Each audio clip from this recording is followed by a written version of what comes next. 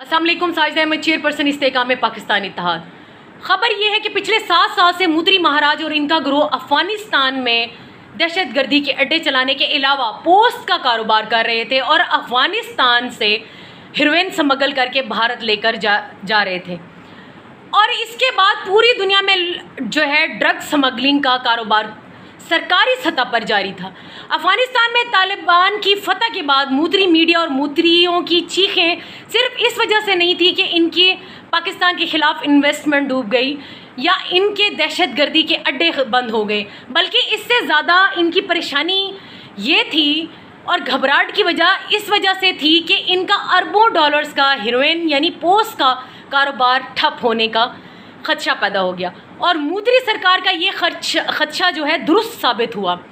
तालिबान ने मूत्री सरकार की 3 अरब डॉलर्स की हेरोइन को पकड़ लिया है, जिससे भारत जो है स्मगल किया जा रहा था। और इसके बाद मूत्री सरकार सख्ते की हालत में है।